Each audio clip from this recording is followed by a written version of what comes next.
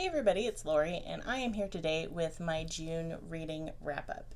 In the month of June, I read 8 books. 6 of these were audio. One was a physical book, and one was an ebook. It was a really good reading month overall.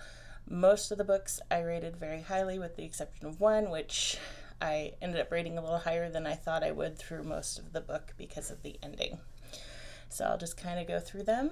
I will have all the books listed down below. So getting started, the first book that I listened to in the month of June was When the Life Gives You Pears, and this is a memoir by Jeannie Gaffigan, and it's about her experience with a brain tumor.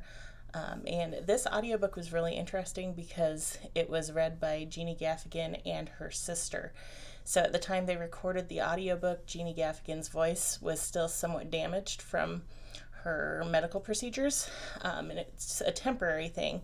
So her sister narrated the first half of the book up to this surgery, and then from that point on, Jeannie narrated the book, and it turns out that everyone, even their parents, sometimes couldn't tell them apart when they were speaking, so they sound very similarly. So that was a really kind of neat touch to the story, to have the voice change after the medical procedure, but still be very much kind of the same voice. So that one was really good to start to my month. I really enjoyed listening to Jeannie Gaffigan's experience, and it had some really good spiritual points about life and about how we often overlook all the important things in our lives, and it takes something drastic sometimes to see the blessings that we have. The second book I listened to was David and Goliath by Malcolm Gladwell. This one was also very interesting. It's one that my husband has since read, and I think Eva is going to read it as well. So this is kind of about underdogs and why it is that sometimes the underdogs win in life. And it's more about underdogs are more likely to win by thinking outside of the box, by not doing things the way that they're supposed to be done. Probably the most interesting for me chapter or chapters, I can't remember if it was just one, was talking about students going to Ivy League schools. And this is the sort of thing that we are just starting to really contemplate, is where our kids might be going to college. Eva is going to be a junior this coming school year, and Charlotte's going to be a freshman. So we're kind of getting into that whole college decision-making process. And he talked in depth about how the smartest kids at a school tend to do the best. So the smartest kids at Harvard are very successful in like STEM careers.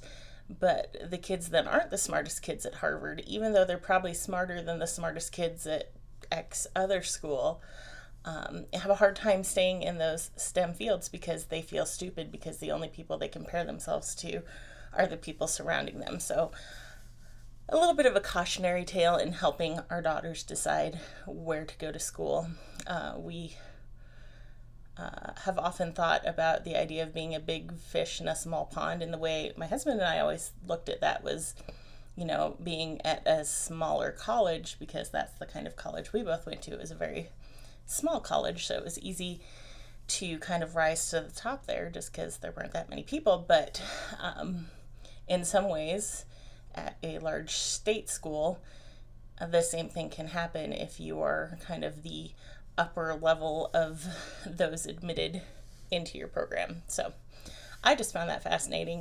It was a really interesting book, and I actually ended up putting a hold on it with the library because I had heard Trevor Noah reference it in a discussion that he was having about riots and why people who are oppressed might end up rioting. So, totally random, but we'll get to Trevor Noah in a little bit too. The next book I listened to was The Hate You Give by Angie Thomas. This book I have checked out from the library multiple times. Brett has read it. Charlotte has read it. I'm not sure if Eva did. Actually, I think she was listening to it at about the same time I was listening to it. So I was kind of at the tail end of my family with this one. So this one is a YA novel, and it's about a high school age girl who kind of lives in the inner city. She lives in a predominantly black, predominantly poor neighborhood, but she attends a wealthy school outside of the neighborhood. So she has these interactions where she has to be a different person when she is at home versus when she's at school. And so it kind of is about her dealing with that. Alongside with the main storyline is that she is with a friend and he is shot and killed by the police. So trying to use her voice for justice for her friend, and all the just complications that come with that. So this one was kind of a great jumping off point for looking at systemic racism in America. So if that's something that you need to know more about or you would like your kids to know more about, I do think The Hate You Give is a great place to start. There is some like mild sexual content, nothing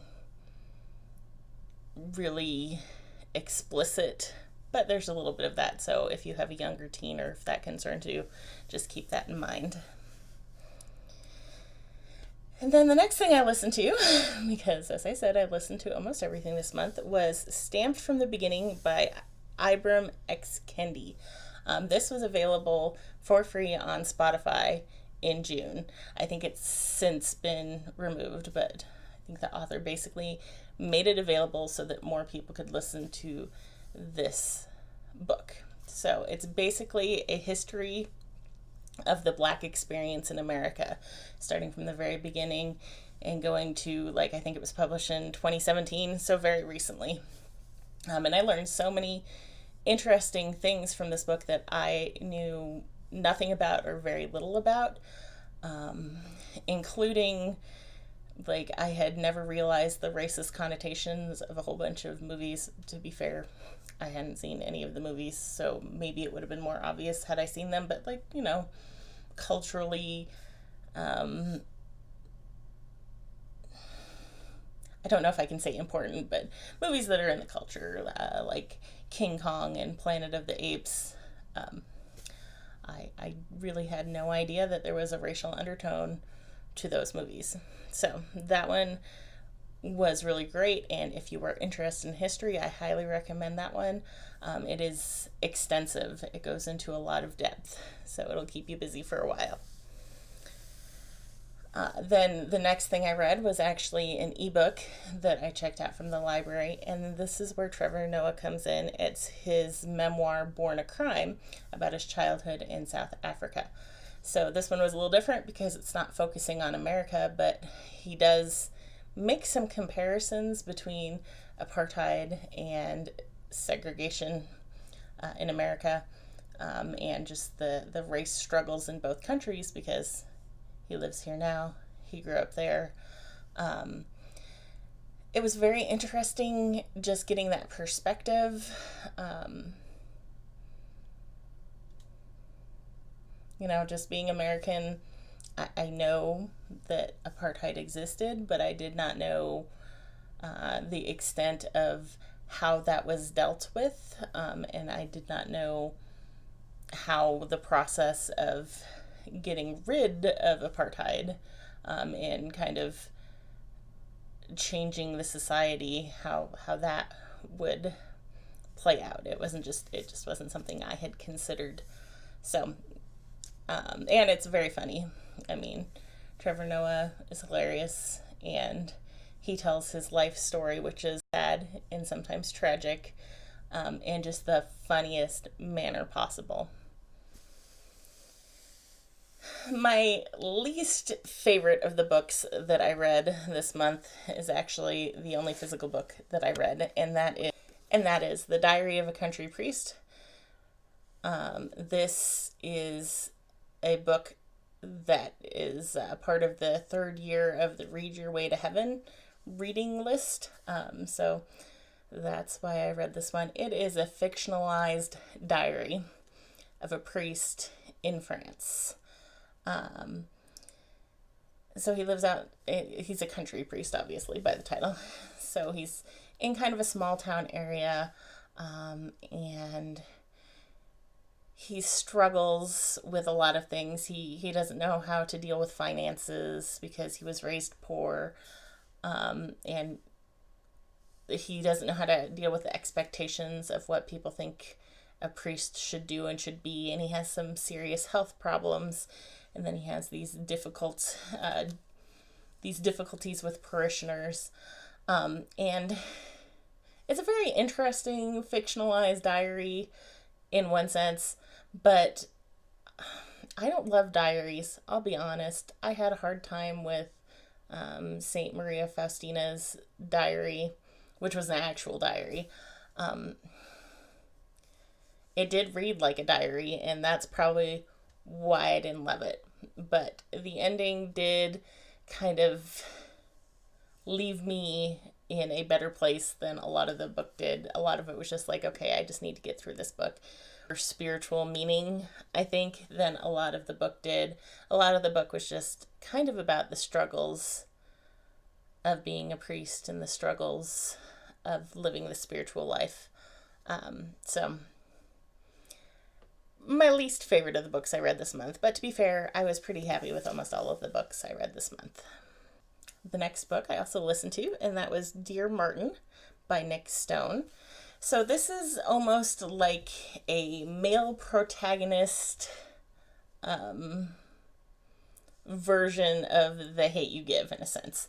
So in The Hate You Give, we've got a young black woman who goes to a majority white school and lives in a different neighborhood and has difficulties in that neighborhood.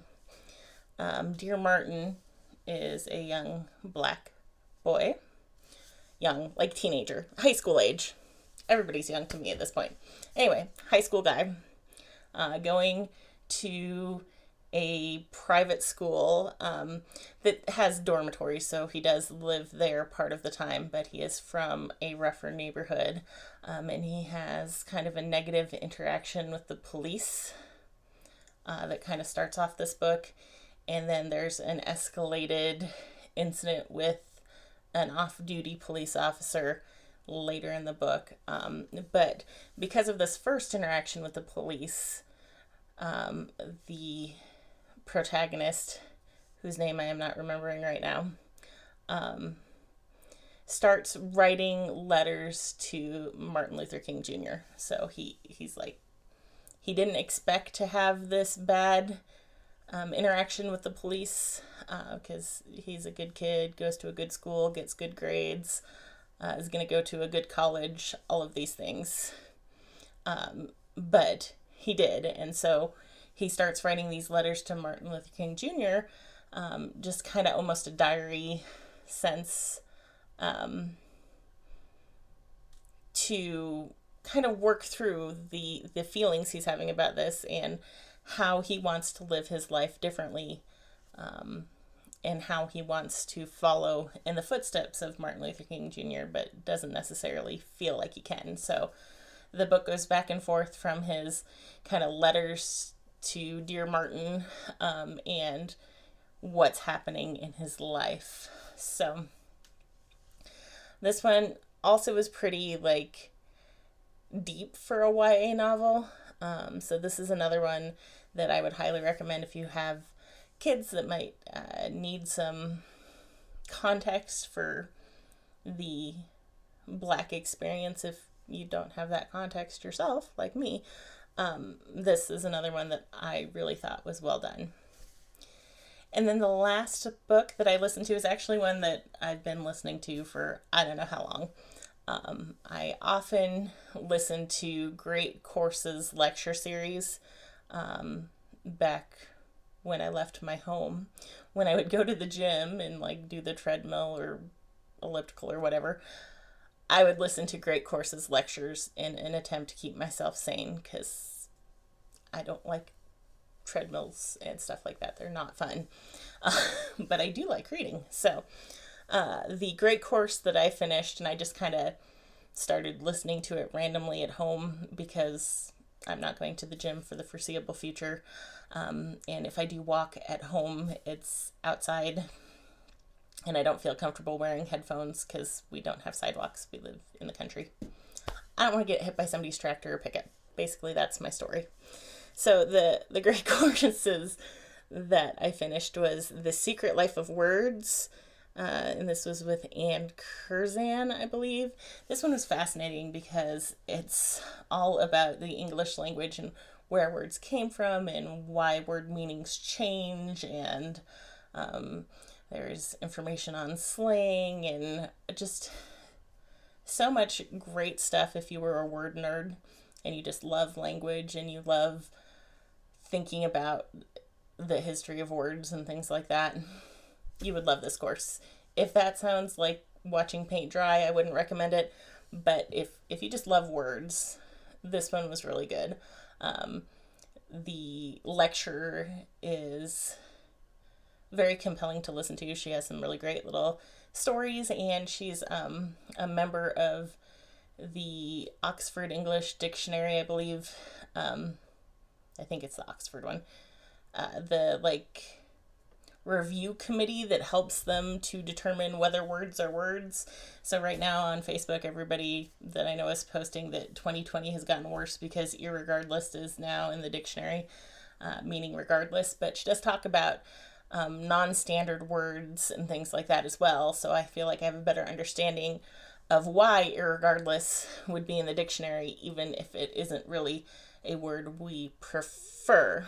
So I don't know. Super nerdy, but I really, really enjoyed The Secret Life of Words from the great courses. So those are the books that I read or listened to in the month of June. If you've read any of these books and want to discuss them with me, please feel free to go ahead and post something in the comments. I'd love to talk about any of these books. And other than that, thanks for being here. I hope you are doing well and staying healthy, and I will see you in the next one. Bye.